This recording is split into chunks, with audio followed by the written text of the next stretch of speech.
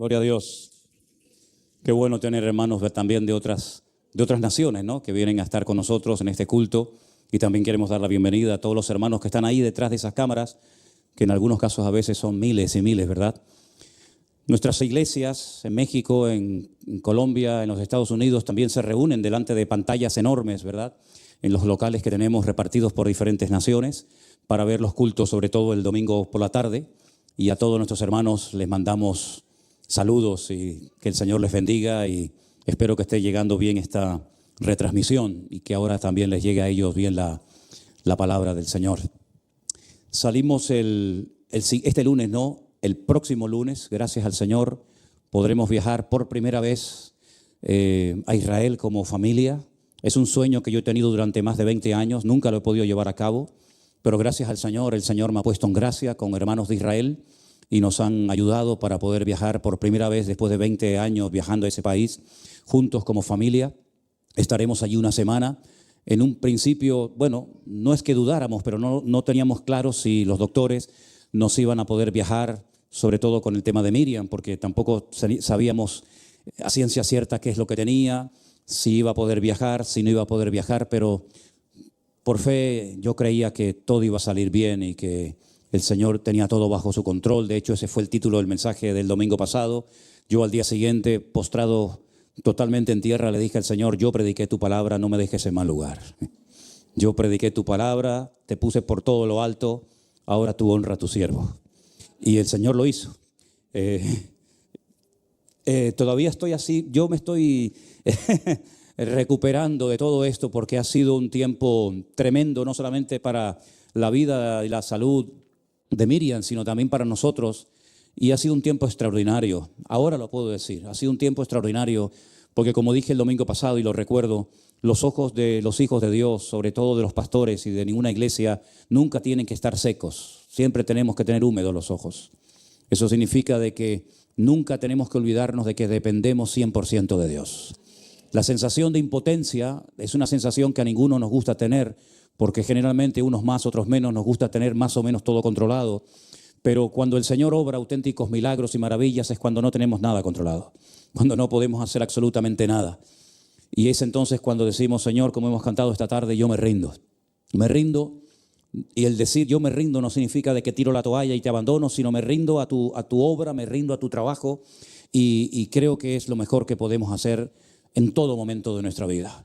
Rendirnos al Señor. Cuando ya dice: Señor, ya no tengo más fuerzas, ya no puedo más, ya no sé qué más puedo hacer. Yo le hice al Señor todo tipo de propuestas. Fíjense usted, ¿no? Diga: Señor, si me tiene que pasar esto, si me tienes que quitar esto, si me tiene que quitar aquello, si me tiene que ocurrir esto, si me tiene que ocurrir lo otro. Señor, que me pase lo que sea, pero que tú obres un milagro, que tú obres, ¿no? Y muchos textos, muchos versículos, muchas historias, muchos salmos llegaban a mi vida, y compartía algunas de estas cosas con mi hija y con Elena. Y les decía: mira, hubo un hombre en el Antiguo Testamento que todos conocemos, un hombre que sufrió mucho, un hombre de Dios, pero que sufrió mucho. De hecho, él dice: mis días han sido pocos y malos. Se lo dijo al faraón. Y tuvo una vez un encuentro con el Señor espectacular, un encuentro que marcó una diferencia en su vida. El Señor le tocó la cabeza del fémur y dice que lo descoyuntó y anduvo cojo todo el resto de su vida. Le paró en seco, lo paró en seco. Le cambió hasta el nombre, de Jacob a Israel. Y a partir de ese día su vida cambió por fuera y por dentro. Siguió siendo un gran hombre de Dios, pero su forma de caminar cambió radicalmente a partir de ese encuentro con el Señor. El apóstol Pablo, dice la Biblia, que también tuvo un aguijón en su carne, que podemos especular que se trataba de esto, se trataba de aquello. Nadie puede decir con exactitud, créame, en qué consistía el aguijón de Pablo, pero el Señor dice que se lo puso para que aprendiera a gozarse en sus debilidades. Rogó, pidió encarecidamente, y no me digan a mí que Pablo no tenía fe. No me digan a mí que Pablo era un hombre que andaba en una doble vida. El Señor le dijo: no te lo voy a quitar porque yo soy el que lo he enviado a tu vida, pero quiero que aprendas algo que hasta ahora tal vez no has aprendido, y es aprender a gozarte en tus debilidades. Entonces Pablo aprendió a gozarse no solamente cuando todo le iba bien en la vida, sino incluso en aquella especie de enfermedad o de limitación que tenía, ¿verdad? Y a veces el Señor pone en nuestra vida ciertas y determinadas limitaciones o carencias, si lo quieren llamar aguijones, para que no nos apartemos nunca de Él.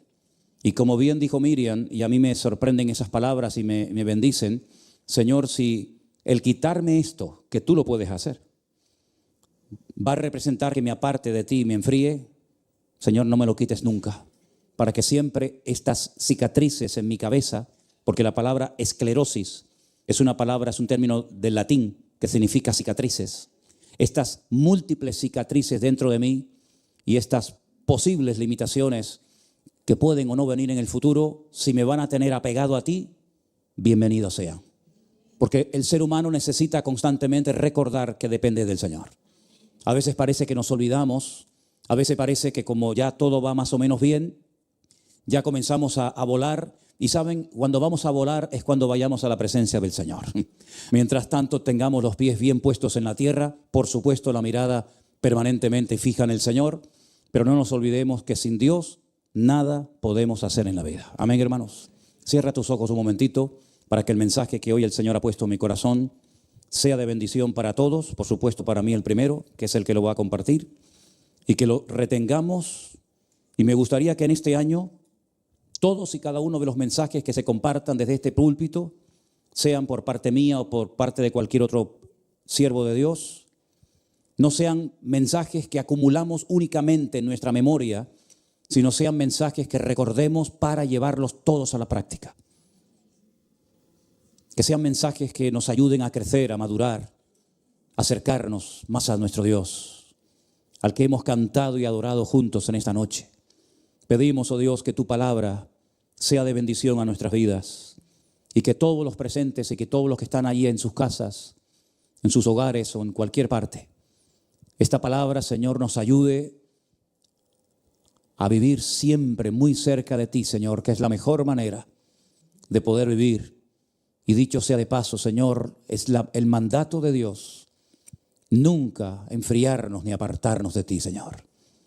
Unge esta palabra y que caiga en buena tierra, Padre, en el nombre de tu amado Hijo Jesús. Amén y amén. Como he dicho en muchas ocasiones, todos tenemos uno o varios personajes favoritos.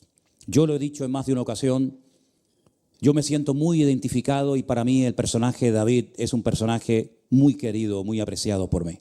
De hecho, como dato, permítame decirle que es el personaje del cual habla más la Biblia. Hay más material, más capítulos, más pasajes para estudiar la vida de David que, por ejemplo, la de Abraham o la de Isaac o la de Moisés o de cualquier otro personaje bíblico. Si juntáramos todo el material que tenemos en la Biblia que nos habla acerca del rey David, podríamos juntar más de 66 capítulos. Es una barbaridad la cantidad de material que tenemos sobre la vida de este hombre, desde su juventud hasta el día que parte a la presencia del Señor. Las distintas etapas por las que atravesó cuando estaba huyendo del rey Saúl, cuando llega al trono de Israel, sus luchas personales, sus éxitos, sus fracasos familiares, etcétera, etcétera. Es un personaje realmente que es extraordinario. Recibe varios títulos en la Biblia, uno de ellos el dulce cantor de Israel, ¿verdad? Porque era un hombre que componía canciones a través de las cuales alababa al Señor. Tenemos en nuestras Biblias un libro que se llama el libro de los Salmos, que realmente son 5. Y él de esos 150 salmos escribió 75 aproximadamente, tal vez más, pero seguro 75 salmos. Es un hombre que es mencionado también en las páginas del Nuevo Testamento. Y hemos tenido el privilegio muchas veces de ir a Jerusalén y de ver la ciudad donde él vivía, que se conoce como la ciudad de David. Primeramente dice que reinó 7 años en la ciudad de Hebrón, donde está la tumba de los patriarcas. Allí también hemos tenido la oportunidad de visitar la tumba del patriarca Abraham. Al lado está enterrado su esposa Sara, la tumba también de su hijo Isaac, su esposa de Jacob. Y David está enterrado en Jerusalén. Él reinó 7 años en la ciudad de Hebrón porque cuando él vivía, la ciudad de Jerusalén todavía no había sido conquistada por el pueblo de Israel. Allí vivían unas personas llamadas los jebuseos. Y es él el que conquista la ciudad de Jerusalén y traslada el reino a Jerusalén. Y allí es donde él está por más de 30 años siendo rey de todo el país, de las 12 tribus de Israel. pasó por muchas pruebas, pasó por muchísimas dificultades. Pero en Primera de Samuel, capítulo 30, se relata una historia extraordinaria que para poder entenderla, primeramente les tengo que llevar a Primera de Samuel 27. Yo voy a hablar del capítulo 30, pero repito, para poder entender un poco y situarnos en la historia del capítulo 30, tengo que leerles unos breves versículos de Primera de Samuel 27:1, donde dice así la palabra del Señor. Dijo luego David en su corazón: al fin seré muerto algún día por la mano de Saúl. Nada, por tanto, me será mejor que fugarme a la tierra de los filisteos para que Saúl no se ocupe de mí y no me ande buscando más por el territorio de Israel, y así escaparé de su mano. Se levantó pues David y con los 600 hombres que tenía consigo se pasó a Aquis, hijo de Maoc, rey de Gat. Y moró David con Aquis en Gat, él y sus hombres, cada uno con su familia. David con sus 2 mujeres, Ahinoam jezreelita y Abigail, la que fue mujer de Nabal, el del Carmel. Y vino a Saúl la nueva de que David había huido a Gat y no lo buscó más. Hermanos, el libro de Primera de Samuel, también por supuesto el de Segunda de Samuel, son libros extraordinarios, llenos de datos, llenos de información que el Señor nos da para que conozcamos bien los detalles de estas personas y podamos entender mejor todas las cosas que le ocurrieron a lo largo de su vida. Cuando él era un jovencito de aproximadamente 16, 17 años, mientras estaba en las montañas de Judea cuidando las ovejas de su padre Isaí, llegó a su casa nada más y nada menos que la visita del profeta de la época, el gran profeta Samuel. Y cuando llega a la casa de Samuel, que vivía en Belén de Judea, el mismo pueblo donde siglos más tarde nacería el Señor Jesucristo, Isaí no daba crédito a que en una casa, en un hogar tan humilde, llegara un hombre tan importante como era nada más y nada menos que el profeta Samuel. Los habitantes de Belén le dijeron: ¿tu visita es pacífica o vienes por algún problema? Y él dice: no, mi visita es pacífica. El Señor me manda a la casa de Isaí. Cuando entra a la casa de este hombre que tenía 7 hijos varones, le dice: vengo porque Dios me manda a ungir al siguiente rey de Israel. Ahora, esto es algo que tengo que explicar brevemente, porque el rey en ese momento era Saúl. Y cuando muriera Saúl, lo lógico es que su hijo Jonatán fuera el segundo rey de Israel. Pero Dios rompió el patrón, primeramente porque Saúl no se había comportado bien. Y en segundo lugar, porque ellos no eran de la tribu de Judá. Como la Biblia dice que tenían que ser los reyes, tenían que ser miembros de la tribu de Judá. Y Saúl era de la tribu de Benjamín. Como se adelantaron en el tiempo y no esperaron en el Señor, se precipitaron y nombraron a un rey que nunca tenían que haber nombrado como rey. Y por eso Saúl fue un auténtico desastre, un juguete roto, como yo lo llamo. Cuando llega a la casa de Isaí, le dice: vengo porque el Señor me manda a ungir. ¿Qué se hacía para ungir a un rey? Ellos llevaban como una especie de cuerno lleno de un aceite específico, especialmente preparada, que se derramaba sobre la cabeza de las personas que iban a ser ungidas, ¿verdad? Y a esas personas que iban a ser ungidas se les conoce en hebreo como Mashiach o Mesías. Un Mesías era una persona que había sido ungido por un profeta. Cuando los 7 hijos comienzan a desfilar por delante del profeta Samuel, Samuel va a ungir al primero, al primogénito, y el Señor le dice: ese no es el que yo he escogido. El Señor no mira la apariencia exterior, el Señor mira el corazón. Así que ese no es. Y pasa el segundo, y pasa el tercero, y pasa el cuarto, hasta que finalmente pasan los 7. Y no tiene paz, no tiene confirmación el profeta Samuel de que el siguiente rey de Israel está allí. Y entonces es cuando hace una pregunta en Primera de Samuel capítulo 16 al padre Isaí. Le dice: ¿Tú tienes a otro hijo? Y le dice: sí, tenemos al más pequeño de la casa, pero no está aquí. Está cuidando las ovejas en las montañas. Y Samuel dice: nadie se va a sentar en esta mesa hoy a comer hasta que no lo llames. No sé cuántas horas tardaron en encontrarlo, pero cuando viene David, el más pequeño de todos, le dice el Señor: estás delante de la presencia del rey de Israel. Le echa ese aceite por la cabeza y dice que a partir de ese día el Espíritu de Dios vino sobre él y se convirtió en otra persona completamente diferente. Ya era diferente, pero a partir de ese día más todavía. Porque la unción del Señor ya estaba sobre su vida y el Señor comenzó desde los 17 años hasta los 30, la misma edad que tenía José. 17 años cuando fue llevado como esclavo a Egipto, 30 años cuando lo sacan de la cárcel y lo nombran el segundo después de Faraón. Exactamente la misma edad que tenía David. 17 años al ser ungido, 30 años al ser nombrado oficialmente rey de las 12 tribus de Israel.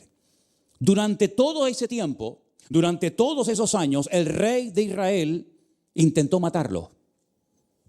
Movilizó a miles de soldados para matar a David. Pero el Señor no permitió que lo matara. Pero David terminó cansándose, hermanos. David terminó diciendo, no aguanto más. No puedo dormir una noche tranquila. Porque cuando no estoy en peligro en una cueva, estoy en peligros en un desierto. Cuando no estoy en peligros en un desierto, estoy en peligros en campo abierto. Ya no aguanto más. Y él dice que en su corazón dijo, al fin y al cabo, algún día Saúl me va a matar. Te equivocaste, David. Saúl nunca te puede matar. Porque si Saúl te mata y no llegas a ser el segundo rey de Israel, entonces la profecía, la palabra de Dios, el haber escogido el Señor tu vida, quiere decir que Dios se equivocó o mintió. Pero cuando estamos desanimados, oramos y decimos tonterías. ¿O solamente me pasa a mí? ¿Hay alguien que por lo menos me diga amén? ¡Uf, qué alivio! Pensé que yo era el único. Pensé que yo era el único. David dijo, algún día me va a matar Saúl. No te va a matar Saúl, David, porque estás ungido por el Señor. Vas a ser, según el Señor, el segundo rey de Israel. Por lo tanto, lo que estás pensando no es correcto. Pero tomó una mala decisión. Como él pensaba que algún día Saúl acabaría con su vida, se va nada más y nada menos que a vivir al campamento de los filisteos. Se va a vivir con el enemigo. Y allí el rey de los filisteos le dice, bueno, puedes ir a vivir a un lugar llamado Siclac. Allí vete con tus soldados. Eran 600 en aquel momento. Él tenía varias esposas, tenía hijos. Sus soldados también tenían sus familias. Y allí se van. Y entonces es cuando dice David, ya tengo alivio, ya tengo descanso, ya Saúl no me va a perseguir. Pero amigo, te has metido en la boca del lobo. Porque si piensas que con los filisteos vas a vivir mejor que en Israel, aunque te esté persiguiendo el rey Saúl, te equivocas, amigo. No consultó al Señor. Y ese fue un grave error de David. Porque si hay algo que caracteriza a David es que continuamente, antes de dar cualquier paso, antes de tomar cualquier decisión, vais a ver que siempre, generalmente, en el versículo anterior dice que consultó al Señor. Pero en esta ocasión no consultó a Dios. Él tomó una decisión y en esa decisión arrastró a 600 personas con él que como lo amaban y lo respetaban y lo apoyaban, se fueron también con él a vivir al terreno de los filisteos, a la casa del enemigo. Y allí permaneció, dice la Biblia, 1 año y 4 meses. No llegó a 1 año y medio, pero estuvo allí 1 año y 4 meses viviendo con el enemigo. Se ganó la confianza del rey de los filisteos y un día ocurre algo que cuando yo lo estaba leyendo yo dije, Dios mío, ¿cómo va a salir de esta David? Resulta que en el capítulo 29, un día el rey de los filisteos dice, vamos a hacer la guerra contra Israel. Allí viven sus hermanos, recuerden, sus 7 hermanos. Allí vive su madre, su padre. Allí viven sus amigos. Allí están viviendo sus compatriotas. Y el rey de los filisteos le dice, mañana te vienes a la guerra conmigo y con tus 600 soldados. Y David dice, vale, pero vas a ir a pelear contra tus hermanos. Vas a ir a matar a israelitas. Pero a él no le queda más remedio que aceptar el ir a la guerra a pelear contra Israel. ¿Qué te parece? Por huir de Saúl, ahora se mete en un problema mayor. Y al día siguiente, cuando están pasando revista, llegan algunos príncipes de los filisteos y le dicen al rey, ¿y este qué hace aquí? Si este es hebreo, este no es un filisteo. Dice, no, pero es un hombre de confianza. Él me ha prometido que va a venir con nosotros a la guerra. Y le dicen, despídelo, dile que se vaya. Y le dice, pero yo me fío de él. Y le dice, ¿que te fías de él? quién sabe si en el mismo campo de batalla se nos vuelve en nuestra contra, se nos convierte en un enemigo y con esa victoria entonces se quiere, digamos, congratular con el rey Saúl. Así que dile que se vaya. El Señor lo libró por los pelos de haber cometido la peor equivocación de su vida. Y se va a su casa. Y ahora es cuando les quiero llevar al capítulo 30. Ya nos hemos situado. Ahora él llega a su casa diciendo: qué alivio, de menuda me libró el Señor de ir con los filisteos a matar a israelitas. Cuando David y sus hombres vinieron a Siclag al tercer día, versículo 1, los de Amalec, que eran otros enemigos terribles, habían invadido el Negev y a Siclag, y habían asolado a Siclag y le habían prendido fuego. Cuando ellos venían del campo de batalla, vieron a lo lejos humo y fuego y dijeron: ¿esto qué es?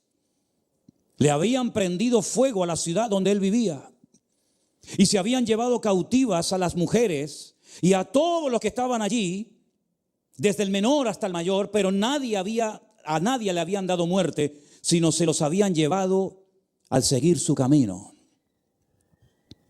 Vino pues David con los suyos a la ciudad y aquí que estaba quemada, y sus mujeres y sus hijos e hijas habían sido llevados cautivos. Entonces David y la gente que con él estaba alzaron la voz y lloraron hasta que les faltaron las fuerzas para llorar. Ya no tenían fuerzas ni para llorar, hermanos. Nunca habían pensado que sus mujeres, sus hijos, sus pertenencias iban a ser llevadas cautivas por un enemigo terrible que eran los amalecitas.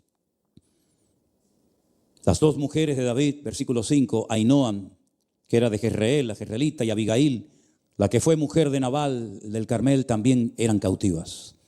Y David se angustió mucho porque el pueblo hablaba de apedrearlo, pues todo el pueblo estaba en amargura de alma, cada uno por sus hijos y por sus hijas. Mas David se fortaleció en Jehová su Dios. ¿Cuántos dicen amén? Tus propios hermanos, tus amigos, tus soldados, tus hombres de confianza están tan amargados, tan tristes, tan destruidos, que están hablando de quitarte la vida a ti también, David, de apedrearte. Y David, como era lógico, se angustió mucho, se puso nervioso. ¿O tú no te habrías puesto nervioso? Si de repente entras un día aquí al culto y todos tus hermanos tienen piedras y te quieren matar a pedradas. Tíreme. Se angustió mucho. Pero en medio de su angustia, en medio de su dolor, en medio de su desesperación, hizo algo tremendo. Se fortaleció en el Señor, su Dios. ¿Cuántos dicen amén? Se refugió en Dios. No le dio lugar a la angustia. No le dio lugar a la tristeza, sino que seguramente se habrá puesto a orar y a clamar al Señor con toda su alma y con todo su corazón. Y es lo primero que tenemos que hacer en medio de la angustia. Es Él el que escribe tiempo más tarde: desde la angustia invoqué al Eterno y Él me respondió. Qué hermoso, Salmo 118. Le dijo David al sacerdote Abiatar, que era el hijo de Ahimelech: yo te ruego que me acerques el efod. El efod era una pieza que llevaba el sacerdote en su cuerpo. Y entonces le dijo, Abiatar se lo acercó y él consultó al Señor. Era como unas piedras que había, ¿verdad? Y ahí se consultaba a Dios. No vamos a entrar en mucho detalle, pero era una forma rápida de obtener una respuesta inmediata de parte del Señor. David consulta al Señor y le dice al Señor: ¿perseguiré a estos merodeadores? ¿Los podré alcanzar? Él era un hombre de guerra. Él sabía de estrategias militares como nadie, pero aún así consulta al Señor. No se fía de su experiencia como guerrero, como soldado, sino que le pide ayuda al Señor, le pide al Señor estrategias, se refugia en el Señor y le pregunta: Señor, ¿qué hago? ¿Voy detrás de ellos o me resigno a haber perdido mi esposa y mis hijos? Si esa consulta la hubiera hecho en el capítulo 26, 27, cuando se pasa a los enemigos, probablemente esto no le hubiera ocurrido. ¿Sabes que hay cosas que te han pasado porque has hecho las cosas mal? ¿Puedo decir esto? ¿No se ofenden? Me da igual. Sabes que hay cosas que hemos hecho mal y, amigo, los platos que rompes hay que pagarlos. Si hubieras consultado al Señor, Señor, tengo miedo de este hombre, me quiere matar, estoy ya cansado de huir de un lugar a otro sin hacer daño. ¿Me paso al enemigo o sigo sufriendo? No consultó, le dio rienda suelta a su instinto carnal de supervivencia y se equivocó. Se metió, como dije antes, en la boca del lobo. Pero mira cómo ahora consulta. ¿No será que el Señor a veces nos lleva a lugares de angustia y de estrechez para que clamemos a Él y le busquemos con toda nuestra alma y con todo nuestro corazón? Porque déjeme que les diga algo. No se ora igual al mediodía cuando vas a bendecir los alimentos que cuando tienes a una hija ingresada en un hospital. No se ora igual cuando el problema te afecta a ti que a lo mejor cuando le afecta a otro. ¿Somos sinceros o no? No oramos igual cuando te duele a ti que cuando le duele a otro que ni siquiera sabes cómo se llama, dónde está. Ahora David está angustiado. Ahora David está en estrecho. Ahora David puede perder la vida porque dice la gente que quiere matarlo a pedradas. Porque le echan la culpa a él. Claro, por otra parte yo me preguntaba más bien cuando leí este pasaje, ¿cómo esta gente se va a la guerra y deja a la familia sola? ¿Cómo esta gente se van todos confiados de que no va a pasarles nada a los niños, a los ancianos y a las mujeres y se van a la guerra a pelear una batalla a la que nunca tenían que haber ido? ¿Se acuerdan el otro día cuando les dije que Pablo termina sus días escribiendo una carta a un joven pastor llamado Timoteo, donde le dice: Timoteo, he acabado la carrera. Timoteo, he guardado la fe. Timoteo, he peleado la buena batalla. No la mala, la buena. Mala batalla era la que iba a hacer David contra su propio pueblo. Esa era una guerra horrible. Menos mal que Dios le libró. Mala guerra fue la que Saúl hizo contra los filisteos, donde perdió la vida él y Jonatán en el monte Gilboa. Pero buena guerra es la que hizo Pablo cuando peleó contra los demonios para luchar por la fe y por la extensión del evangelio, y llevó la palabra de Dios a miles de lugares donde nunca nadie había llegado con la palabra de Dios. Esa fue una buena batalla. Y David ahora dice: Señor, ¿voy detrás de ellos o me resigno a la realidad? ¿Los podré alcanzar? Y el Señor le dice: síguelos, porque ciertamente los alcanzarás y de cierto librarás a los cautivos. ¿Cuántos dicen amén? Gloria a Dios. Hubo otro David, otro hijo de David, otro descendiente de David, que también dijo un día leyendo en una sinagoga: yo he venido a dar libertad a los cautivos y vista a los ciegos y a sanar a los quebrantados de corazón. ¿Se acuerdan quién es? ¿Se acuerdan de él? Partió pues David, él y sus 600 hombres que con él estaban. Llegaron hasta el torrente de Besor, donde se quedaron algunos. Desen cuenta que ellos habían viajado 3 días para llegar del campamento de los filisteos a Siclat. Y ahora tienen que seguir corriendo para alcanzar a los enemigos. Y dice que algunos allí se quedaron porque ya estaban agotados, ya no daban más. Pero David siguió adelante con 400, 200 se le quedaron atrás.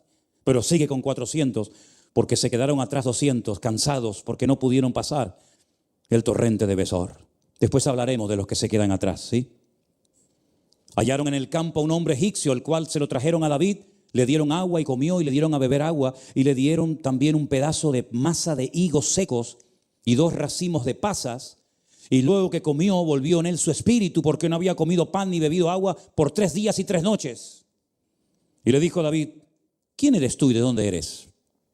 Y él respondió este joven egipcio: yo soy siervo de una amalecita. Mi amo me dejó hoy hace 3 días porque yo estaba enfermo. Fíjate, los amalecitas dejan a los enfermos muertos de hambre para que mueran en el desierto. Los abandonan, ya no me sirve, lo abandono, ¿verdad? Como un perro sin comida y sin agua. Y van a ver después lo que hace David con los que se quedan atrás porque no dan más, están agotados. Van a ver la diferencia en el trato humano. Le dijo David, versículo 14, pues hicimos una incursión en la parte del Negev, que es de los cereteos y de Judá, y al Negev de Caleb, y pusimos fuego a Siclat. Y le dijo David: ¿me llevarás tú a esa tropa? Y él le dijo: júrame por Dios que no me matarás ni me entregarás en mano de mi amo, y yo te llevaré a esa gente. Siempre Dios os pondrá a alguien en el camino para darnos una palabra. Siempre el Señor pondrá a alguien, el que menos te esperas, para decirte lo que tienes que hacer y a dónde tienes que ir. a recuperar lo que el enemigo te ha perdido, te ha quitado. Lo llevó pues, y aquí estaban desparramados sobre toda la tierra, comiendo y bebiendo y haciendo fiesta por todo aquel gran botín que habían tomado de la tierra de los filisteos y de la tierra de Judá. David los hirió desde aquella mañana hasta la tarde del día siguiente. Y eso que venían cansados, Y no escapó de ellos ninguno, sino 400 jóvenes que se montaron sobre sus camellos y huyeron. Y libró David todo lo que los amalecitas le habían tomado, y asimismo libertó David a sus 2 mujeres. Y no le faltó cosa alguna, chica ni grande, así de hijos como de hijas, del robo y de todas las cosas que les habían tomado, todo lo recuperó David. ¿Cuántos dicen amén? Todo empezó angustiado, pero se refugió en el Señor, se fortaleció en el Señor, oró, clamó al Señor, pide asesoramiento de parte del Señor, se pone en acción y recupera todo lo que el enemigo le había tomado. Lo natural es un reflejo de lo espiritual. Sigamos los pasos espiritualmente hablando y veremos los mismos resultados, robándole, quitándole al enemigo lo que él ha querido quitarte en el nombre del Señor. Tomó también David todo, las ovejas, el ganado mayor, y trayéndolo todo delante de él, decían: este es el botín de David. Vino David a los 200 hombres que habían quedado cansados y no habían podido seguir a David, a los cuales habían hecho quedar en el torrente de Besor, y ellos salieron a recibir a David y al pueblo que con él estaba. Y cuando David llegó a la gente, le saludó con paz. Fíjense, aquel amalecita abandona a su criado enfermo, sin comida, sin agua, para que se muera en el desierto. Ahora estos se han quedado solitos en el desierto porque los pobres no daban más, estaban agotados, y ahora resulta que todos los hombres malos y perversos de entre los que habían ido con David le dijeron: porque no fueron con nosotros, no les daremos del botín que hemos quitado, sino que a cada uno su mujer y sus hijos, que los tomen y que se vayan. Y yo me preguntaba, ¿cómo es posible que en el ejército de David hubieran hombres malos y perversos? Pues lo sabía, hermanos, lo sabía.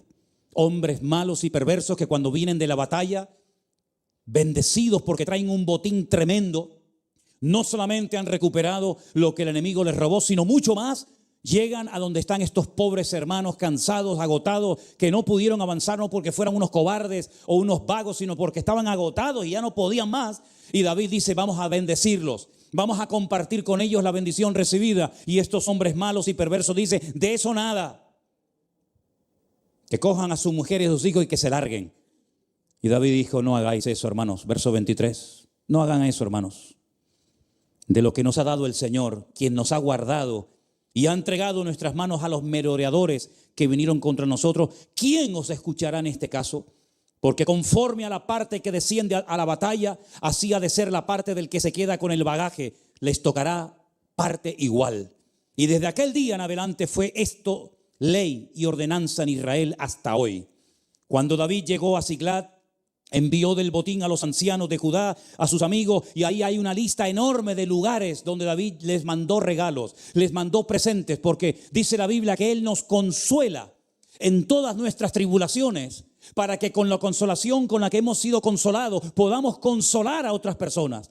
Dios nos ha bendecido, Dios nos ha guardado, Dios nos ha prosperado. Hemos podido traer más de lo que fuimos a buscar. ¿Cómo no vamos a compartir la bendición con nuestros hermanos? Aunque no hayan ido a la guerra, aunque no los conozcamos, aunque vivan lejos, pero nosotros tenemos que tener un corazón solidario y generoso con nuestros hermanos. ¿Cuántos dicen amén? Ese era el corazón de David. ¿Se dan cuenta ahora por qué el Señor escogió a David? Porque no era un mezquino, no era un avaro, uno que dijo: de eso nada, no le vamos a dar a nadie, coja a tu mujer, a tus hijos y te vas. Sino que era una persona generosa, una persona espléndida, porque más bienaventurado es dar que recibir. Y David era una persona generosa que quería bendecir a todo el mundo para que todo el mundo fuera bendecido, como él también era bendecido. ¿Y saben lo que pasó? Cuando usted pasa la página y ya entras en segunda de Samuel, te encuentras que de ese tiempo de angustia, de esa situación terrible en la que el Señor permitió que pasara David, perdiéndolo todo o a punto de perderlo todo, resulta que el siguiente paso, la siguiente historia, nos habla de que David ya es rey en Israel. Es decir, si lo natural en la Biblia, como dice Pablo, es sombra de lo espiritual, eso quiere decir que detrás de una aflicción viene una gran bendición. No te dije que escribieras esta frase arriba, pero es buenísima, ¿eh? Detrás de una aflicción viene una gran bendición. Dice la que está a tu lado, hermano, no te olvides nunca de eso. Esta es una palabra que el Señor pone en mi corazón ahora para compartirles a ustedes. Dígaselo al que está detrás, delante, dígaselo para que le entre en la cabeza. Detrás de una aflicción viene una gran bendición. Dígalo fuerte, iglesia. Detrás de una aflicción viene una gran bendición. Fuerte ese aplauso al rey. Fuerte ese aplauso al rey David, al hijo de David. Aleluya. A él toda la gloria. Detrás de una bendición viene una gran aflicción. O detrás de un dolor de parto no viene un hijo. Y después de la crucifixión, ¿qué vino? La resurrección. Y después de la resurrección, la ascensión. Y después de la ascensión, la segunda venida. Y después de la segunda venida de Cristo, viene la eternidad, viene el milenio para estar por la eternidad en su presencia. Es decir, hermano, con Cristo nunca se pierde, con Cristo siempre se gana. Iremos de gloria en gloria, de victoria en victoria y de bendición en bendición todos los días de nuestra vida, en el nombre de Jesús. Amén. Y a su nombre, y a su nombre. Gloria a Dios, ese es nuestro Dios. Claro, cuando uno lee la primera historia y te quedas ahí, dices, Dios mío, pero esto significa estar ungido. Esto significa estar con la presencia del Señor. Claro, si lees los primeros capítulos de la vida de José, es que vamos, es para coger una depresión.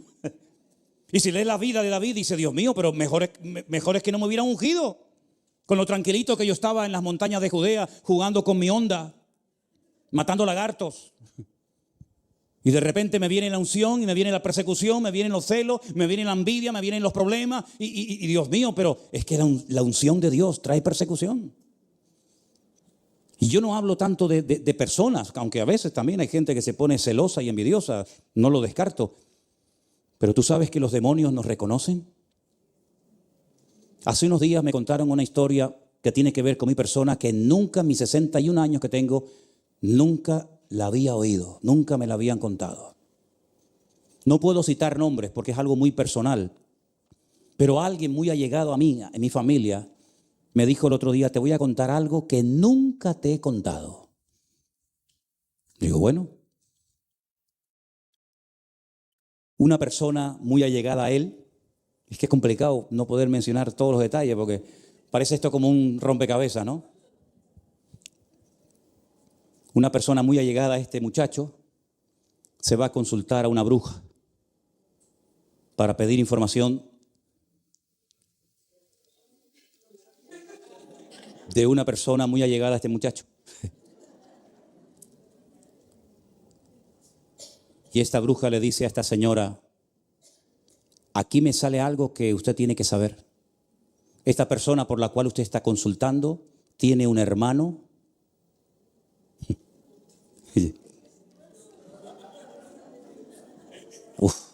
Metí la patita. Tiene un hermano que tiene línea directa y mucha comunión con Dios.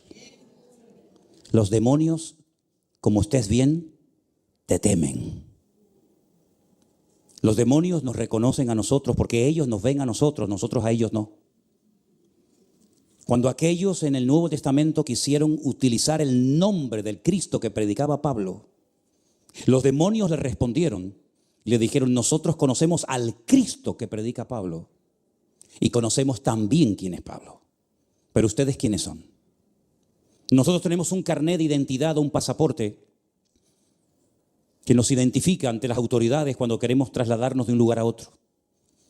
Pero nosotros tenemos una marca en nuestras vidas, que es la marca de Cristo, que los demonios la reconocen. Y ellos nunca la podrán tener, nosotros la vamos a tener por la eternidad. Y por eso, mis queridos hermanos, nuestra lucha no es contra sangre y contra carne, sino contra principados y potestades, contra los gobernadores de las tinieblas, contra huestes espirituales de maldad en las regiones celestes. Por eso Pablo dijo que aunque andamos en la carne, no militamos según la carne, porque las armas de nuestra milicia no son carnales, pero son poderosas en Dios para la destrucción de fortalezas, llevando cautivo todo pensamiento a la obediencia de Cristo y derribando todo argumento y toda altivez que se levanta contra Él. Es decir, podemos obligar a la fuerza a un pensamiento negativo, podemos obligar a una actitud carnal, llevarla postrada a los pies de Cristo y decir, obedece a Cristo en este momento. Así como los esclavos que eran cautivados tenían que obedecer a sus amos, los demonios tienen que estar sometidos bajo la autoridad de la iglesia, que ha sido la que ha recibido la autoridad del Señor. Y cuando nosotros oramos, nuestras oraciones traspasan el espacio y el tiempo y llegan a la presencia del Señor. Y cuando nosotros oramos y batallamos en oración, hermano, el mundo espiritual es sacudido como un avispero. Y así como David vencía a los filisteos, nosotros podemos vencer a los demonios en el nombre de Jesús. Y así como los demonios querían destruir su familia, los demonios quieren destruir también nuestras vidas. Pero así como David consultó al Señor y los venció y le arrebató al enemigo el botín, nosotros podemos impedirle al enemigo en el nombre de Jesús que haga de la suya y que se someta a la autoridad del Señor, porque mayor es el que está en nosotros que el que viene contra nosotros. Y por un camino viene y por 7 se van. Gloria a Dios. Ese es el poder de la iglesia. Ese es el poder que tenemos ahora mismo en el nombre de Jesús. Y el diablo lo sabe, porque el diablo teme a un cristiano lleno del Espíritu Santo del Señor. Lo saben perfectamente. Claro, son tan tercos y tan testarudos que quieren intentarlo. Y a veces lo intentan. Por eso dice Pablo que lanzan dardo de fuego. Pero para eso tenemos el escudo. El dardo te lo va a lanzar, pero ponte el escudo para neutralizarlo.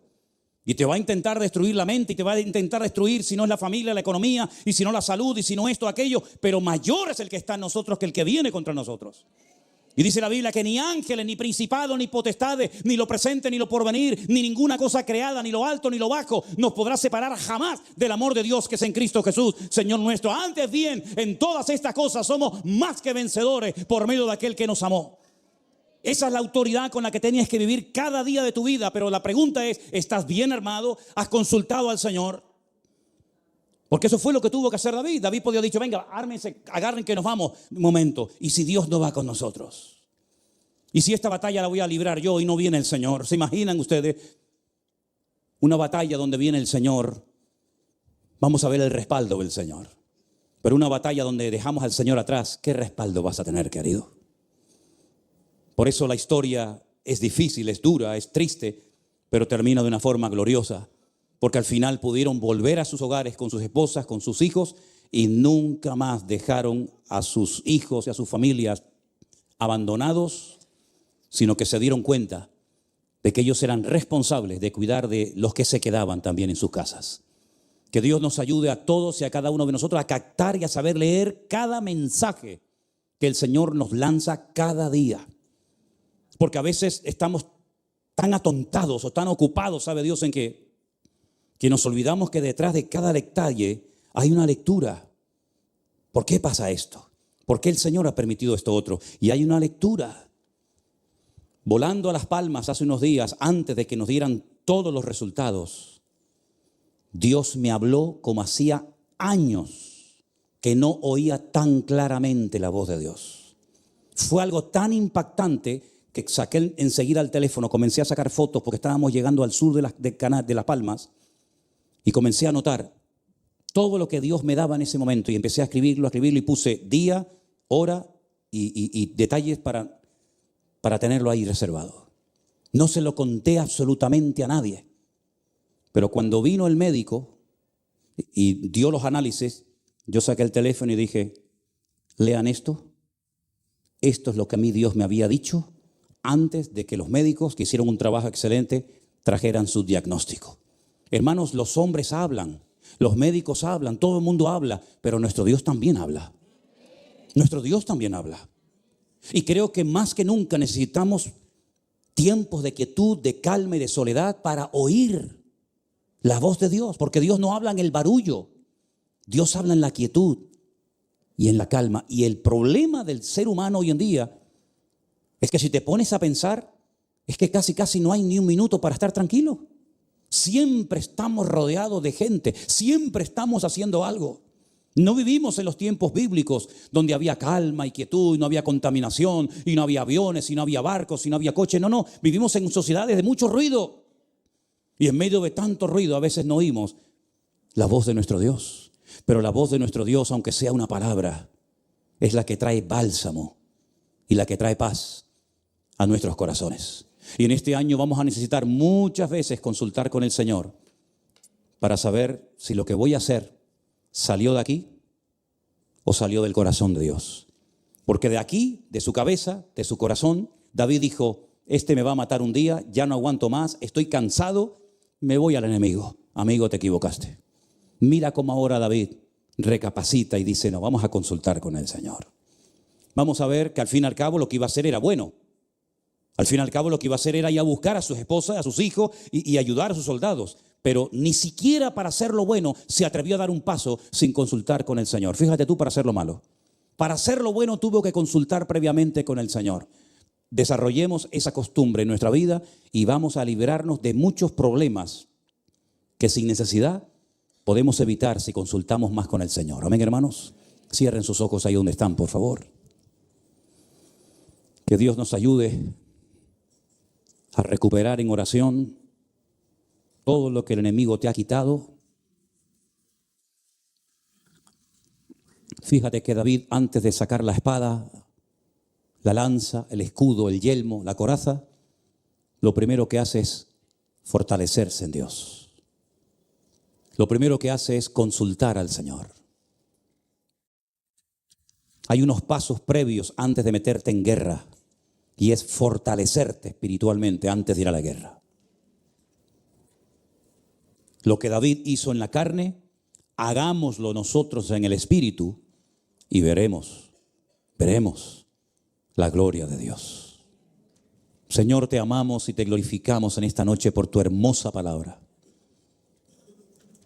Gracias porque el Dios que fortaleció a David es nuestro Dios. El Dios que acompañó a la batalla a su siervo es nuestro Dios.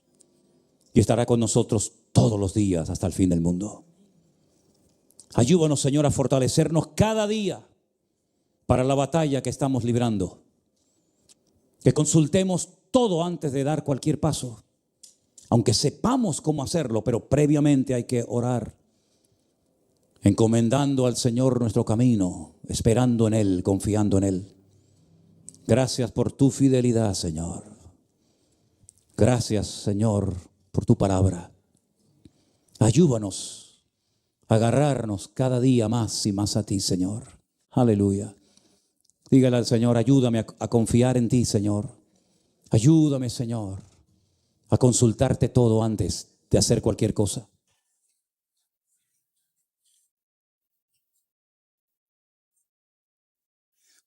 Aleluya. Gracias, Jesús. Nos ponemos de pie, mis queridos hermanos. Gracias, Señor Jesús. Cantemos esta hermosa alabanza mientras pedimos a los hermanos que nos van a ayudar con la ofrenda que pasen, por favor, en esta tarde. Aleluya. Vamos. Tu fidelidad es grande. Es grande. Gracias, Señor Jesús. Dígalo. Tu fidelidad incomparable es. Nadie es como tú, bendito Dios. Grande. Grande es tu fidelidad. Tu fidelidad es grande, tu fidelidad incomparable. Nadie es como tú, bendito Dios, bendito Dios. Grande es tu fidelidad. Fuerte, iglesia, queremos oírles. Grande. Tu fidelidad es grande. Aleluya. Tu fidelidad incomparable es. Nadie es como tú, bendito Dios. Grande es tu fidelidad. Una vez más, díganlo conmigo. Aleluya. Tu fidelidad es grande, tu fidelidad incomparable. Nadie es como tú. bendito Dios, grande es tu fidelidad, grande es tu fidelidad, grande es tu fidelidad.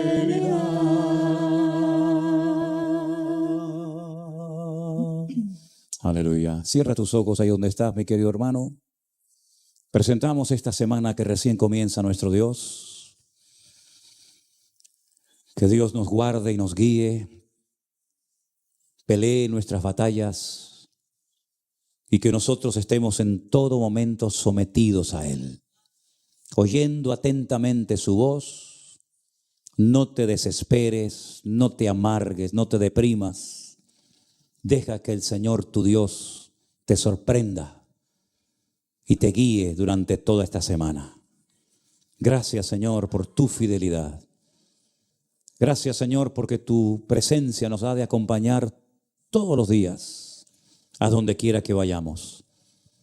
Gracias por nuestra hermana que vino de la península de Málaga. Bendecimos su vida, la iglesia a la que asiste, el pastor, los miembros de esa congregación. Gracias por nuestros hermanos de Alemania. Pedimos que los bendigas también a ellos. Que nos guardes a todos del maligno, Señor. Que estemos bien atentos para pelear la buena batalla, Señor. Preparados en todo momento para servirte y honrarte con efectividad en tu reino. No permitas que por la retaguardia el enemigo Amalek nos robe la bendición, sino que tu bendición nos rodee por todas partes. Que seas como un escudo protector, un muro de fuego